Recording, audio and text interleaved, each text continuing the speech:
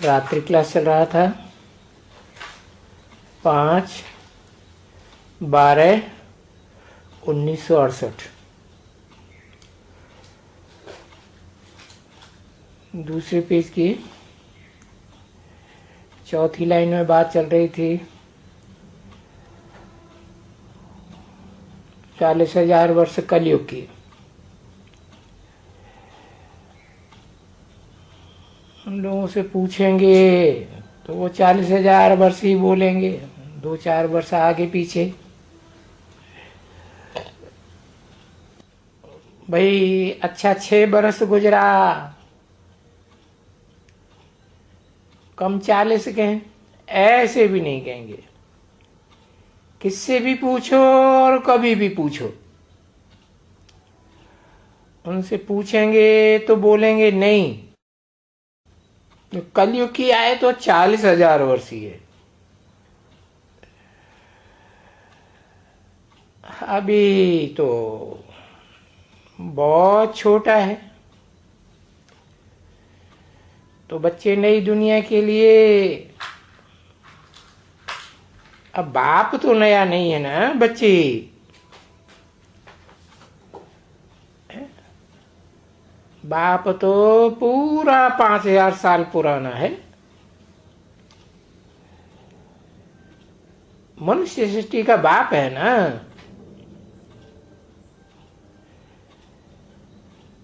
तो नया नहीं, बाप तो बहुत पुराना पुराना पुराना। जैसे बाप पुराना है वैसे बच्चे भी पुराने हैं।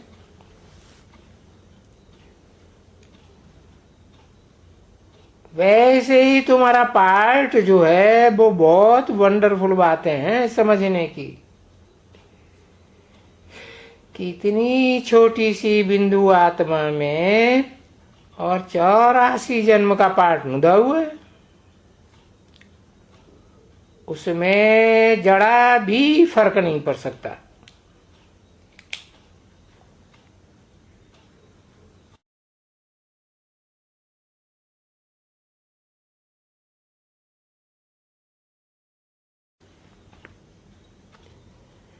तो वंडर है ना बच्ची ये। तो ये ऐसी ऐसी बातें जिसको गुही और महीन कही जाती है, ये बातें बच्चों को भूल जाती है।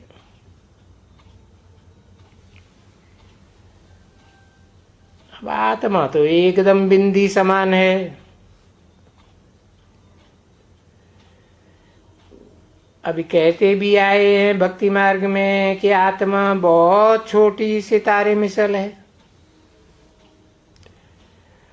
जो भ्रकुटी के बीच में रहते हैं। और बच्चों को समझाया भी गया है कि आत्मा है बहुत छोटा,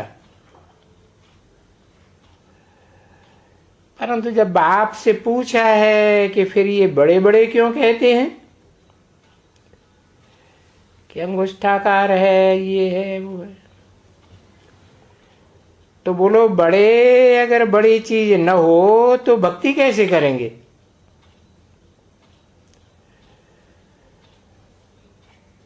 बिंदी की भक्ति थोड़ी ही होती है। बिंदु आत्मा को तो सिर्फ याद किया जा सकता है। भक्ति करने के लिए तो बड़ी रूप मूर्ति ही चाहिए, चित्र चाहिए। क्या तुम शिव बिंदु के ऊपर जल चढ़ा सकोगे? नहीं चढ़ा सकते हो। जल भी चढ़ा नहीं सकते, फूल भी नहीं चढ़ा सकते हो। न चैतन्य फूल चढ़ा सकते हो, न जड़ फूल चढ़ा सकते हो, कुछ भी नहीं चढ़ा सकते हो। तो इसलिए भक्ति मार्ग में उसको बड़ा बना दिया है। नहीं तो गाया जाता है कि आत्मा न छोटी होती है, न बड़ी होती है, न कटती है, न फटती है, न बढ़ती है, न खत्म होती है। परंतु यहाँ देखो भक्ति मार्ग में तो इनको बड़ा कर दिया है।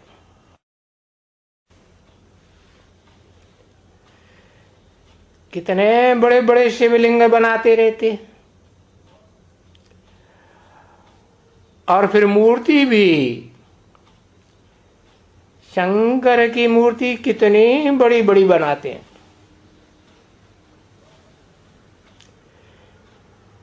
वेद का बाप कहते हैं बड़ा होता नहीं है, आत्मा कोई बड़ी नहीं होती। हाँ, पूजा करने के कारण इसकी पूजा कैसे करें? आत्मा की, बिंदु की, जबकि पूजा तो देवताओं की ही होती है। तो फिर बाप की भी पूजा होनी चाहिए, और वो मुख्य है पूजा, पहले नंबर की पूजा है।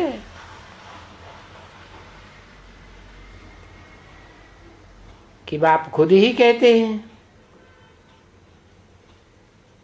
मैं तुमको संग के रंग से पावन बनाता हूं, और फिर संग के रंग से ही जब पतित बनते हैं तभी जरूर तुमको मेरी पूजा पहले ही पहले करनी पड़ती है। और बाप भी ऐसे ही समझाते हैं कि तुम जो पहले पहले भक्ति करते हो वो अभिविचारी भक्ति होती है।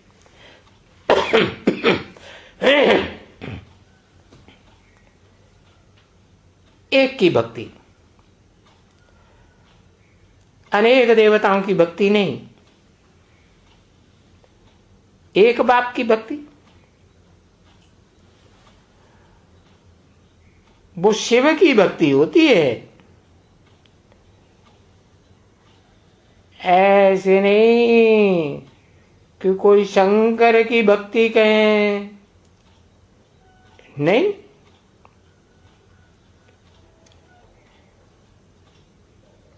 शिव निराकार, सुसाकार कैसे बनता है? प्रवेश करता है तब साकार बनता है, तो भक्ति भी होती है। तो अभी तुम्हारी बुद्धि में आता है बरोबर कि हम पहले पहले शिव की भक्ति करते हैं, एक शिव की भक्ति, क्योंकि नंबर 1 अभिविचारी भगत पहले हम बनते हैं। अभी बच्चों को अनुभव भी आता है कि बरोबर ऊपर से कैसे नीचे उतरते हैं। जैसे जैसे भक्ति अभिविचारी से विविचारी होती जाती है, हम नीचे उतरते जाते हैं। नीचे उतरते हैं क्योंकि अभी पास्ट याद आता है ना बच्चों को। देखो कहां से याद आते हैं, यहां बैठे हुए हो तभी तो अपना घर भी याद आता है ना, जरूर। आत्मा को अपना घर याद नहीं आएगा? जरूर याद आएगा। सबको अपना घर याद आता है, तो घर याद आते हैं कि बाबा कहेंगे, बच्चे कहेंगे बाबा का घर तो हमारा घर है। बाबा का घर कौन सा है? बाबा का घर ऊपर है, फिर कहीं नीचे है। पहले ऊपर बताया, फिर कहा नीचे है, फिर इधर उधर कर दो।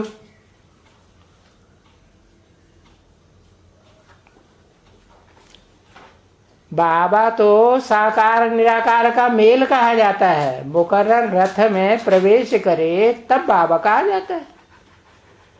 तो जिस मुकर्रर रथ में साकार में प्रवेश करते हैं, उसका जो शरीर रूपी रथ है, उस रथ में जो भ्रकुटी के मध्य में आत्मा निवास करती है और ज्योतिबिंदु रूप में निवास करती है कि बड़े रूप में याद आता है, ज्योतिबिंदु रूप में याद आता है ना।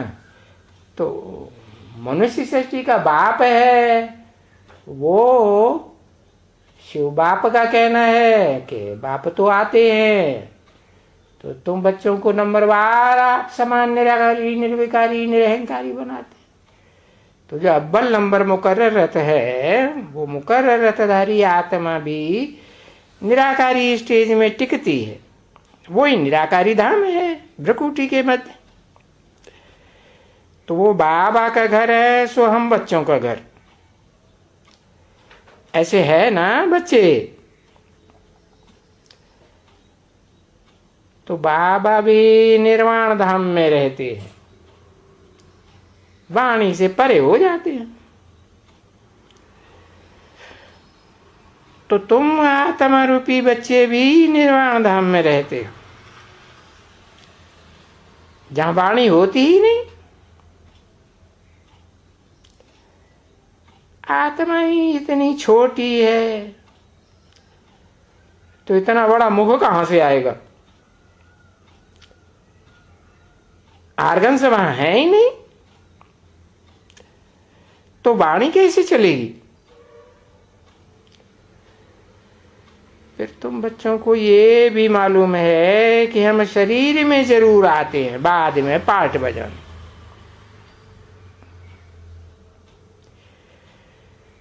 तो जब पहले पहले शरीर में आते हैं पाठ बजाने के लिए शुरुआत में, तो हम आते हैं अपने स्वर्गधाम में।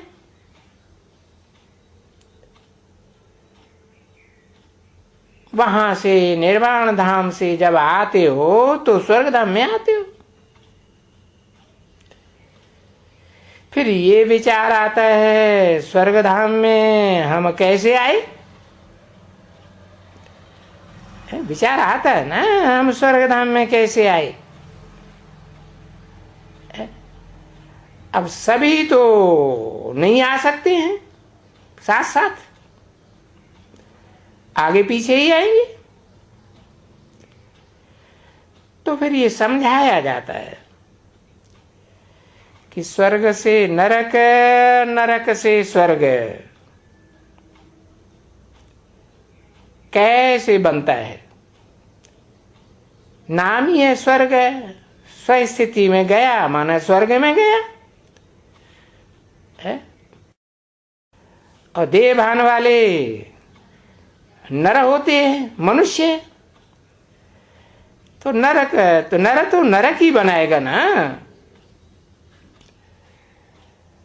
तो नरक से स्वर्ग बनाने के लिए नरक और स्वर्ग के बीच में बाप बैठ करके पढ़ाते हैं। तो सब कुछ पढ़ाते हैं। बाप के आने से पहले तो कोई भी नहीं जानते। तुम बच्चे भी कुछ भी नहीं जानते थे, एकदम जानते थे कुछ? तो जो कुछ भी जानते हैं उनको तुच्छ बुद्धि कहा जाता है। तो इस समय में कलयुग के अंत में मनुष्य को कहा जाता है तुच्छ बुद्धि। क्यों कहा जाता है? समझ में आता है ना कि हाँ, ये स्वच्छ बुद्धि वाला बैठा है ना, इसको देखते नहीं हो? है? देखते हो या नहीं देखते हो? पहचाना होगा तो देखते हो, नहीं पहचाना होगा तो नहीं देखते हो। तुम फील करते हो कि हम अपन को तुच्छ बुद्धि समझते थे। जो स्वच्छ बुद्धि वाला बैठा है ना, इनके मुकाबले तुच्छ बुद्धि थे।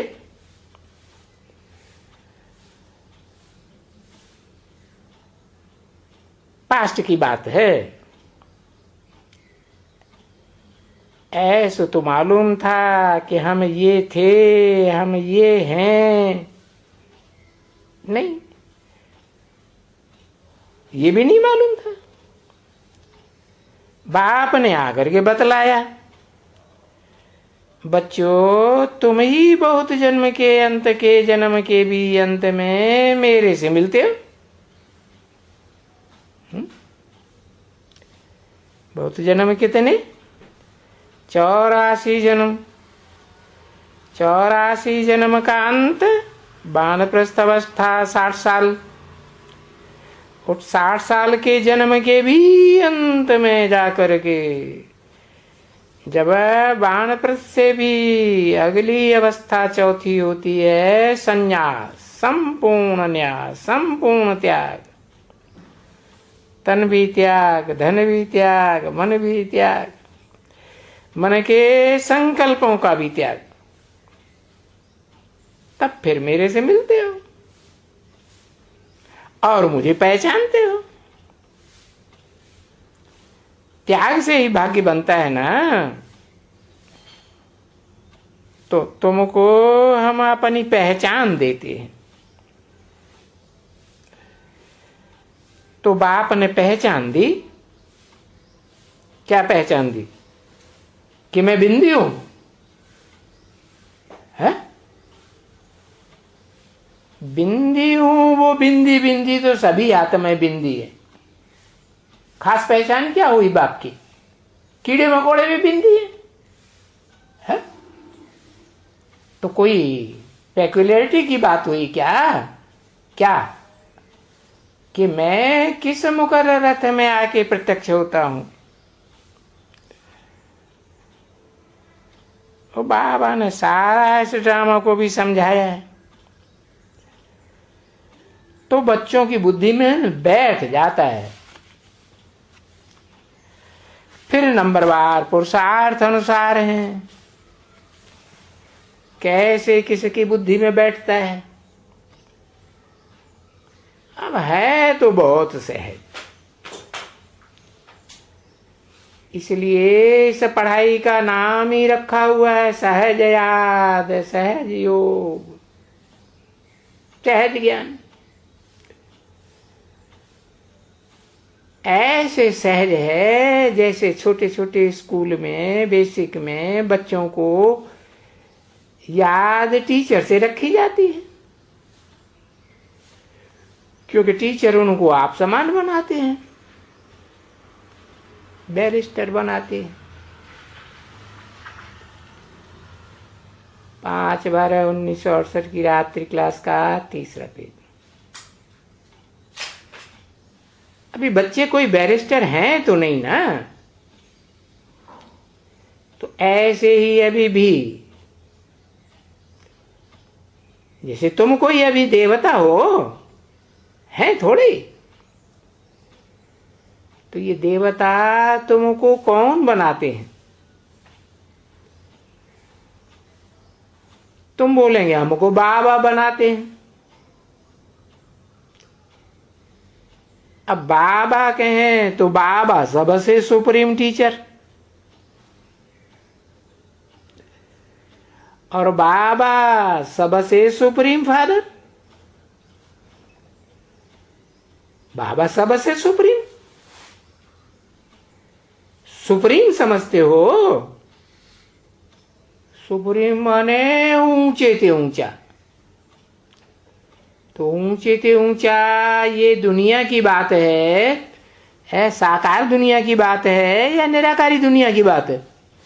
साकारी दुनिया की बात है। तो ये जो नॉलेज है 84 के चक्कर की, शुरू से लेकर के मूल वतन सूक्ष्म वतन। अब सूक्ष्म वतन को तो याद करने की कोई दरकार ही नहीं रहती है। ऐसे बाबा कहते हैं, मूल वतन भी याद करते हैं बच्चों को, और फिर आएंगे मूल वतन से सतयुग में। तुम बच्चे आएंगे ना, तुम सतयुग में तुम जानते हो कि बरोबर इनका राज्य था। किनका? इन लक्ष्मी नारायण का है। किन लक्ष्मी नारायण का? 16 कला संपूर्ण का कि कलातीत का? हाँ, और वो ही हम बन रहे हैं, नर से डायरेक्ट नारायण बन रहे हैं। क्योंकि 84 जन्म हमने पूरा लिया है।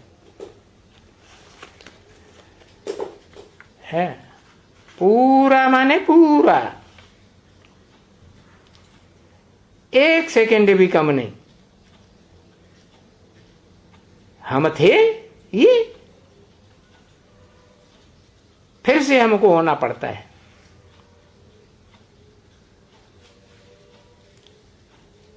बाप आकर के ये समझाते हैं कि तुम फिर से ये कैसे बनते हो। तो बाप समझाते हैं ना बच्चे, और जो समझाते हैं वो दिल से लागू भी होता है। परंतु माया जो दिल से लागू होता है ना, उनको उगलाए देने की कोशिश करती है, उल्टी कराई देती है। बाप ने तो समझाया है ना बच्चों को, बच्चे लड़ाई के मैदान में हो, तुम्हारी माया रावण से लड़ाई है। तुम्हारे आगे जो दुश्मन है वो भी इतना जबरदस्त है जितना मैं जबरदस्त हूं। जितना मैं शक्तिवान हूं, इतना रावण भी शक्तिवान है।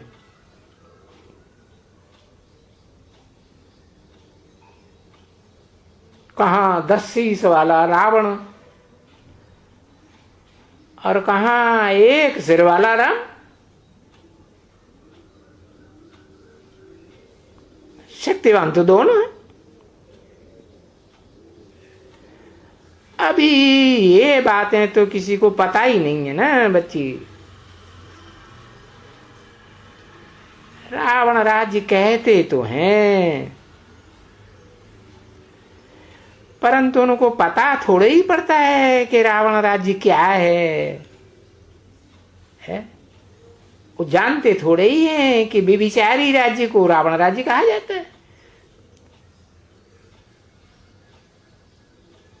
नहीं तो एक राजा का राज्य होना चाहिए,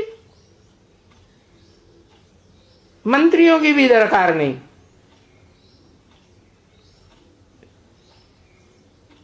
तो समझते नहीं है कि रावण क्या चीज है।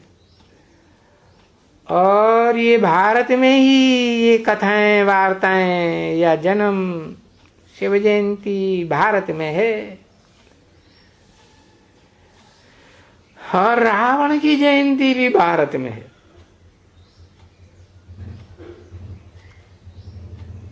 अब देखो, और कोई जन्म में रावण का बनता ही नहीं है बुद्ध, सिवाय कलयुग के।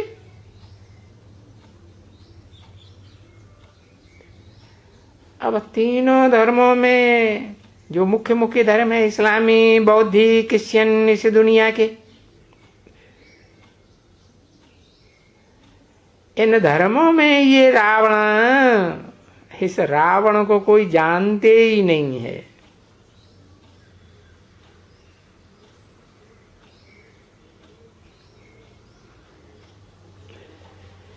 क्योंकि तुम ही जानते हो, तुमको ही बाप समझाते हैं। भले रामायण के उनमें बड़े गड़बड़ सड़बड़ सब लिख दिया है, बाप बैठ करके समझाते हैं, बच्चे ये जो कुछ भी है भक्ति मार्ग में, और ये जो भक्ति मार्ग में जो कुछ भी करते हैं रावण को और जो अपन को पुजवाते हैं ना बरोबर, तो जो अपन को पुजवाते हैं हिरण्याकश्यप, हिरण्याक्ष, तो उनको देखो दैत्य कहा जाता है। तो उनको क्या मारते हो?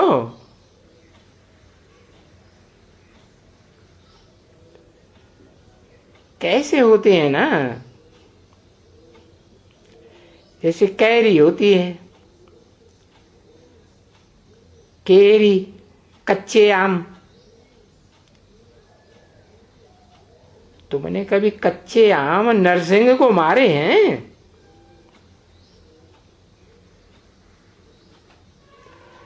अरे बच्ची, कोई है यहाँ जिसने नरसिंह को अमरियां, कच्ची अमरी क्या कहते हो सको, किसी ने कहा कच्चे आम, हाँ मारी है जा करके मंदिर में। तुम ऐसा देखा है कोई मंदिर में? किसी ने कहा बाबा यशंत मिश्रा शुरुआत में था, मैं इनसे पूछता हूं, सिंधी भी तो कोई होंगे यहाँ। किसी ने कहा हमने उनको मारा है ना, तो किसी ने कुछ कहा, हाँ उसके देखते ही देखते हैं मारेंगे तो उनको और ढेर हो जाएगा है। और काम में किसके आएंगे? वो ही पुजारी के काम में आएंगे। तो वो तो सब चीज बेच देते हैं पुजारी। मीठी मीठी स्वीट चिल्ड्रन प्रति रूहानी बाप दादा का दिल व जान सिक व प्रेम से याद प्यार गुड नाइट। रूहानी बाप का रूहानी बच्चों को नमस्ते।